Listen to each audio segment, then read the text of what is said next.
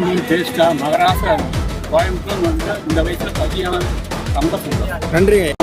விசித்திரமான இந்த வாழ்விலே அந்த விழியில் முன்னிருந்து அந்த தானமே